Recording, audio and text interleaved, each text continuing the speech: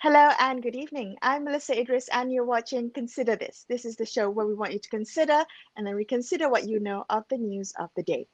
The 26th UNO, United Nations Climate Change Conference of Parties, or COP26 as it's better known, took place in Glasgow from the 31st of October until the 13th of November, and it saw 2 weeks of intense negotiations to ensure global action to deal with the climate emergency. So, what was the outcome? Did we see progress, and where did we see continued resistance? Our guest today is Mina Rahman, or more affectionately known in social activism circles as Mina Rahman. She's the president of Sahabat Malaysia and the head of programs for Third World Network. Mina has been practicing public interest law for almost 30 years now. She's represented grassroots communities taking on big corporations in Malaysia. She was in Glasgow for the conference, and let's find out from her what went down there and also have her help us decode some of the language that came out in the COP26 agreement. Mina, good evening. Thank you so much for being on the show today. Now, if I may begin our conversation today, Mina, by perhaps having you paint us a picture of what went on in COP26, because we're watching from the outside. And I'm just wondering, I mean, what happens at these conferences, at these negotiations? I'm thinking that, all parties come to the table in good faith. They come there with the same intention of achieving action against the climate emergency. But is that really the case? Is it a level playing field?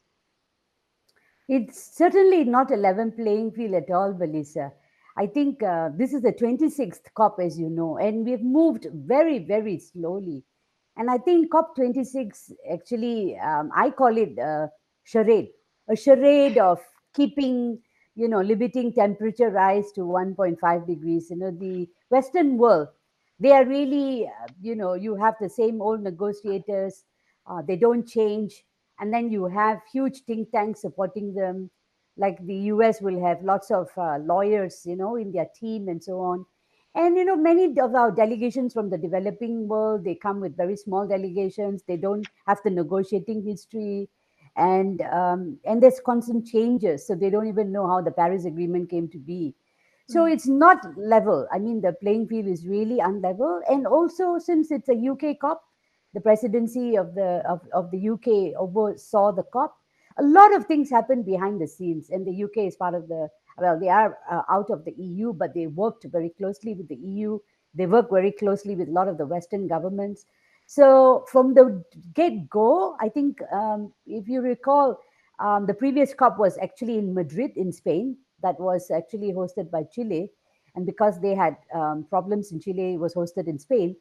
Um, but 2 years in a row, the UK presidency has been involved, because we did not have a COP last year because of Right. the pandemic, but they were the incoming presidency. So, what you had the UK do actually, with all its ambassadors and all its might, go to all the countries around the world, try to pressure, try to push. They had this net zero by 2050 pledge for everyone to do. So, this was going around behind the scenes. They came to all the capitals, they came to Kuala Lumpur, they came to many, many countries, they particularly a lot in India and also to China and so on. So it was really a big pressure that comes from behind the scenes. And even Right. at the COP itself, you have Boris Johnson calling, capitals. You have even John Kerry reaching out and all that. So I actually think that the playing field is not level at all. Okay, so how important, Mina, you said you talked about the size of delegations, the presence there, the big guns are present at COP, right up to the head of state, presidents and prime ministers helping to negotiate. How important is the size and the heft of the delegation? And I'm just wondering, because could you give us some context as to Malaysia's role, Malaysia's size and heft at the negotiating table at COP26? Well, I'm not sure how many people went from Malaysia, but you cannot negotiate alone. You have to be in alliances. That's what normally happens at the COPs. So you have the largest group of negotiating bloc for developing countries called the Group of 77 in China. It's not 77 countries, but it was history. But it really have about 100 plus developing countries under its rubric. But then there are subgroups of the G77 because they're not always united. Usually, the developing countries come together on issues of finance, on issues of technology transfer, and so on. But on the issue of mitigation, which is about emissions reductions, they're usually divided because you have the small islands, for instance, it's called the Alliance of Small Island States. You have the least developed countries who do not have the same kind of obligations as the other developing countries. So, in the convention and under the Paris Agreement at COPs, the developing countries all come under developing countries. But then within the developing countries, there are various groups of developing countries. And the focus always has been for the Western world, particularly on those in the G20. But the G20 terminology is not used in the convention at the COP. But what the Okay. developed world tried to do was actually to bring in terms like G20, which means it would have focused on India, China, Indonesia, all the what they would call big emitters. I mean, China and India are known as the big emitters. But if you look at them in terms of absolute emissions, they are actually big. But if you look in terms of the per capita, that means by population, their emissions are large because of population. I mean, between India and China, you have half the population of the Half world. the world, yes. Yeah, half the world in there. And you can't put them on the same platform as countries like the United States or the European Union and so on, because they are historical emitters. And it's recognized now, even in the latest science, that much of the global warming that we see today is the result of historical, past and historical cumulative emissions, as they call it. So they look at it from 1850 onwards. So if you look Okay. at those emissions, and CO2, carbon dioxide, is one of the greenhouse gases, remains in the atmosphere for a very long time. So that is really responsible for much of the global warming today. And so the Western world, with only 18% of the population, has been emitting something like about 60% of the emissions over the years, over history. And they've become rich because they become wealthy because of, you're not constrained. They were pumping, oil and coal, and they were relying on all this. And because of that, they became very wealthy. And today, I mean, since the time the Framework Convention was negotiated in 1992, from 1992 was the Earth Summit, Rio. It was the daughter of the Rio Summit. Then since then, there was a recognition that there's a common but differentiated responsibility between the developed and the developing countries, and that's really important. But the Western world, they tried to do this ever since in Paris and also in COP26 was very obvious. They did not want any reference to historical responsibility.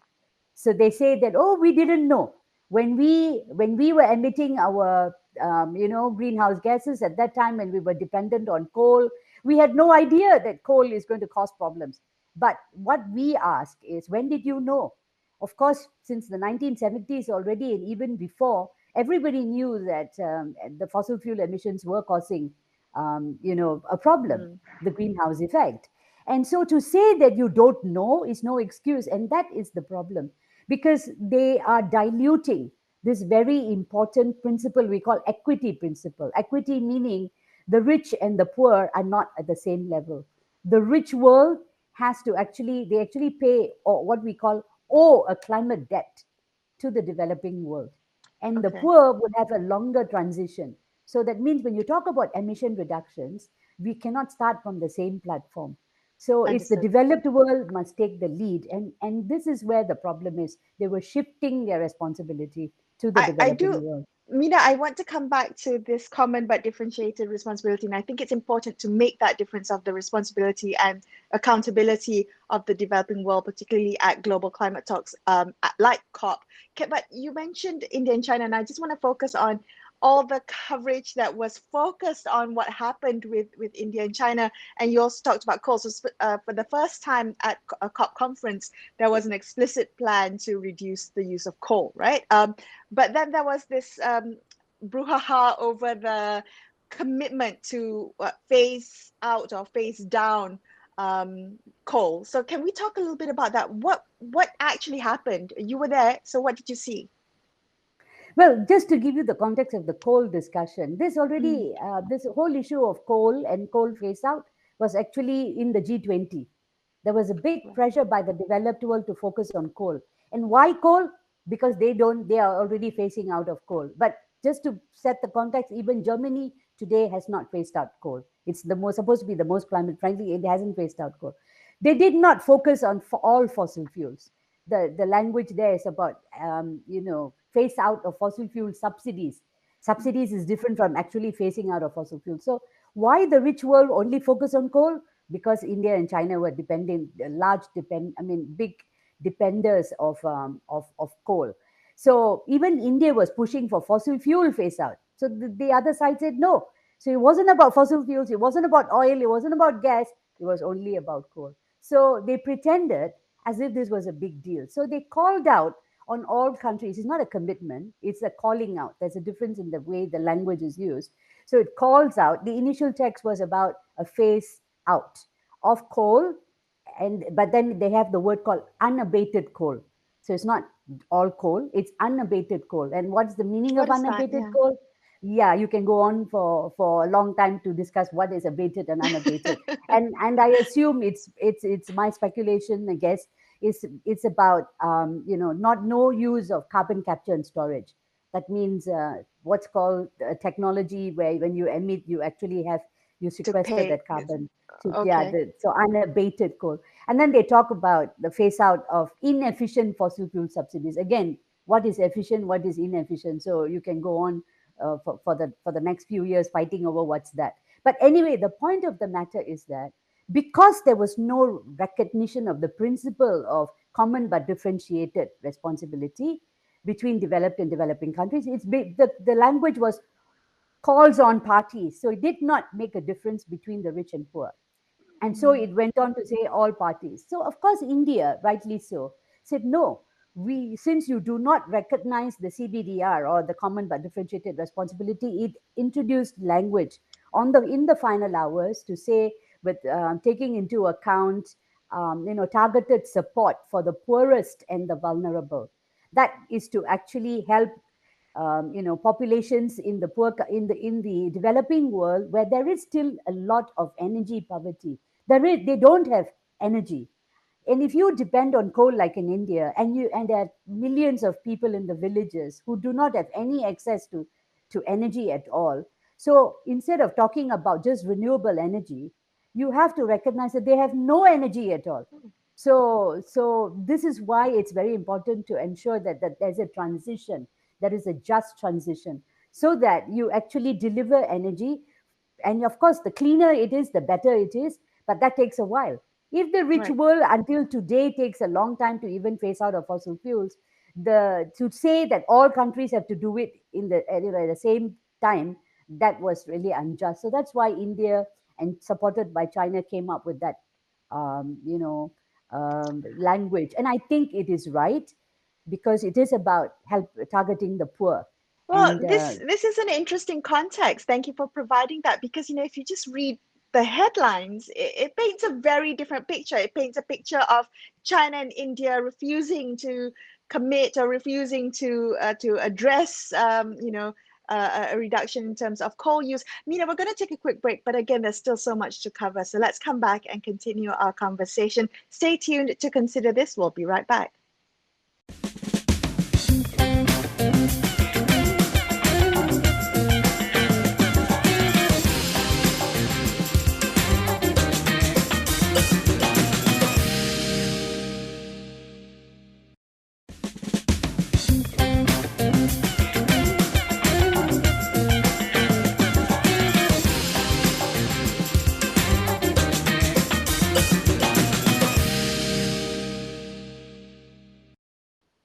Hi, welcome back to Consider This. I'm Melisa Idris. Let's continue our conversation with Mina Rahman, President of Sahabat Malaysia, about what happened at COP26 in Glasgow and what's next for global climate policy, as well as what's next for Malaysia when it comes to addressing the climate crisis.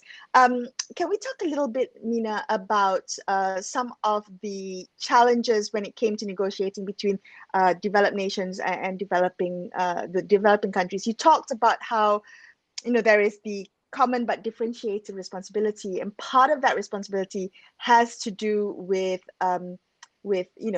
funds, with monies, with paying for the accumulated emissions, and helping developing countries deal with their efforts to combat climate change.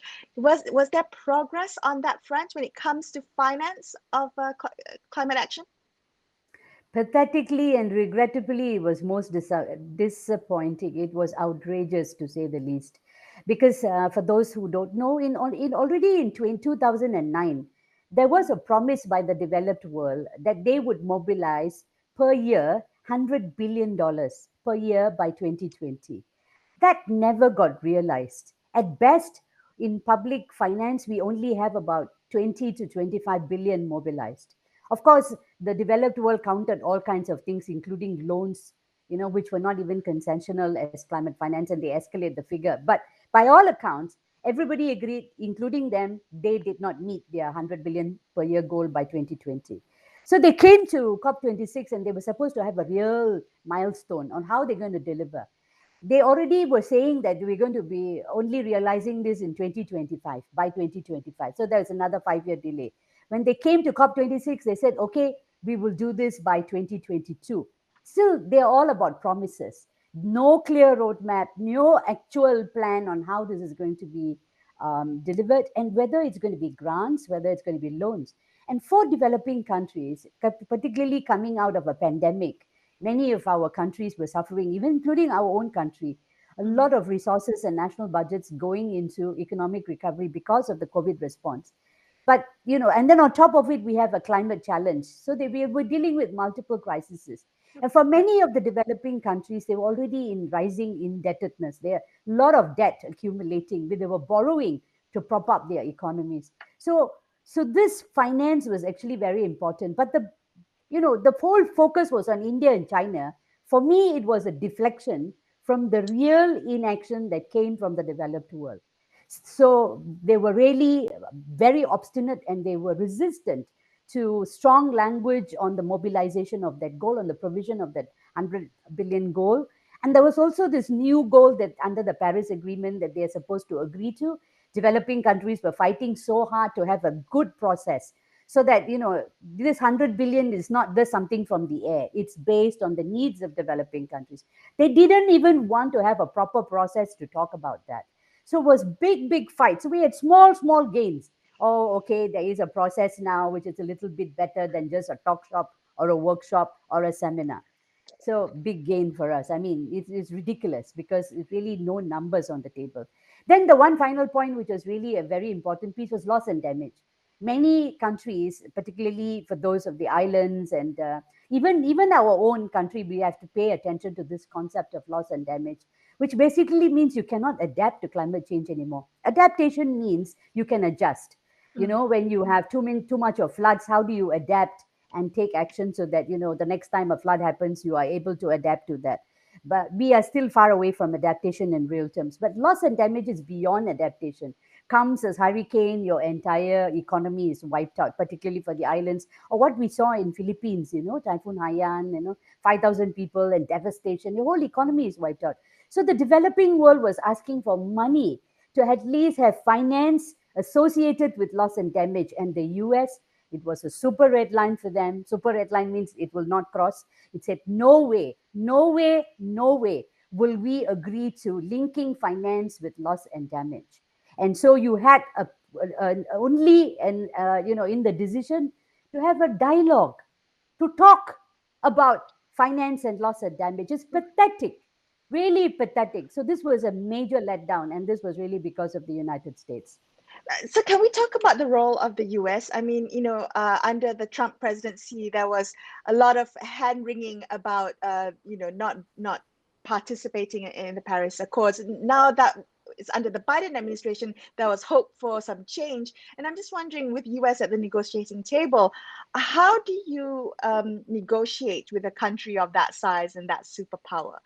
Particularly if I'm wondering if, the people who attend part of the delegation may also have other vested interests, may also may not want certain lines to be crossed. How was that? I mean, did the US play a conducive role to negotiating, or was that what did they put up roadblocks along the way for negotiating. Yeah, it was major roadblocks. Actually, the if you look at the final outcome, a lot of it was actually biased in favor of the United States. So, like I said, no progress on loss and damage finance, no progress on real finance discussions. So there were roadblocks everywhere. But I think the most important thing, Melissa, is that this whole pretense, not only of the US, the US came, in fact, Biden, before coming to the COP, actually was asking OPEC to pump more oil because Mm. of energy prices, which are really getting high. So you see the duplicity. You ask OPEC to come and pump more oil so that energy prices go low, and you come to the COP and then you pretend as if you are a champion of climate change. And even the whole Western world and the hypocrisy of it, this whole net zero by 2050, Right? and then they launched the carbon markets. The one outcome which was actually a big thing in Glasgow was this thing called Article 6, which is about launching of the carbon markets. What this means is that the developed world will continue to emit carbon, but they will pay the developing world to offset the carbon, so that we plant the trees and we have our forests and we have the oceans to sequester the carbon. So first, so that's what they were. That's what the big game plan was. So first, their targets for 2050 is too little, too late. It's too late. We don't have any more carbon budget left to limit the temperature rise to 1.5, because we have to go to rapid emissions reductions within this decade. So with a 2050 target of net zero for rich world, the carbon budget would be exhausted, which means we will breach the 1.5 already. So to come there and talk about net zero by 2050, and that's why I said for the 2 years, the UK presidency was pushing this as if this is going to be the savior of the planet. Now, that's why I say it's a charade, because for people who don't know the details, you really believe that there's going to be, they're going to save the planet. But I tell you, this is really the biggest, I use the term fraud actually in public in Glasgow at a press conference. I said, this is a fraud. It will not deliver on limiting the temperature rise that's needed, shifting the responsibility to the developing countries by and large, no financial resources for the scale that is needed, and using the carbon markets to actually do a lot of that offsetting in our forests and in our oceans. I mean, this is Right. like this is really a whole narrative which is really unjust and immoral, to say the least. Right. Mina, when you talk about it being a fraud and a charade, and Mm. I'm just wondering, I mean, you go to these conferences to the every year to global climate talks, and every year, of course, there will be roadblocks and there'll be tough negotiations and progress and stalemates. But where do you see progress happening? I'm just wondering, I mean, you said there were small gains, right? Some small wins. Do you see a progress happening, or are you, pessimistic that this will get resolved on a global stage?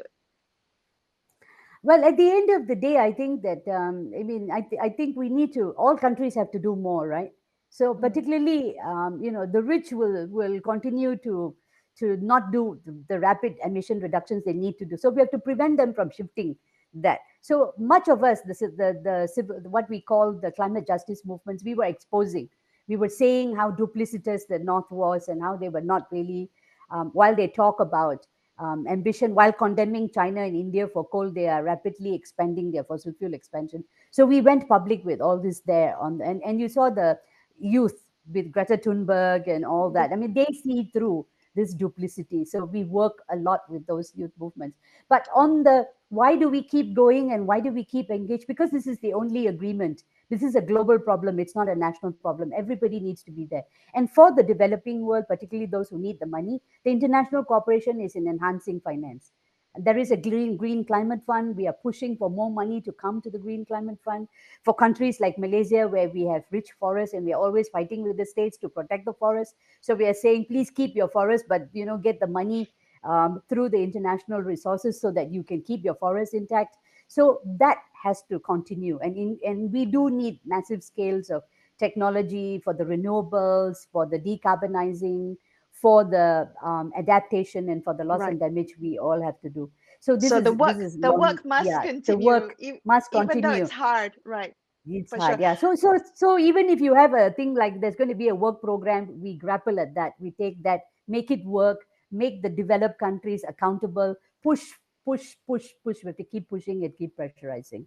What's next? So I know that the next COP is going to be in Egypt. Will that shift things? Because again, it's not it's a developing country. Perhaps there will be more focus on the issues around the developing world. Do you see how do we keep the momentum going until we reach COP27 in Egypt?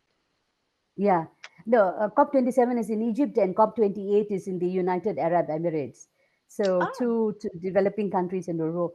I think Egypt has already made it a priority for adaptation and finance. These are two very important aspects, including loss and damage. So it's very important for them. For the developed world, it's always about mitigation, but it's much more about developing world doing much of the mitigation by transferring a lot of the responsibility. But Egypt will certainly make sure, because even in Glasgow, they were leading in a lot of the discussions on finance. They were the minister from Egypt actually was negotiating. I mean, having bilaterals and with all the countries together and pushing the envelope for mhm, finance. So we certainly hope that Egypt will actually rebalance much of the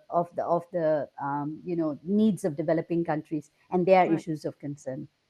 Mina, thank you so much for speaking with me today, and thank you for your work and for bringing a sense of urgency to the table when it comes to the need to act for climate change. Thank you, Mina, for your time. That was my conversation with Mina Rahman, President of Sahabat Ala Malaysia, and that wraps up this episode of Consider This. Thank you so much for watching the show. I'm Melisa Idris. I'll see you same time tomorrow. Good night.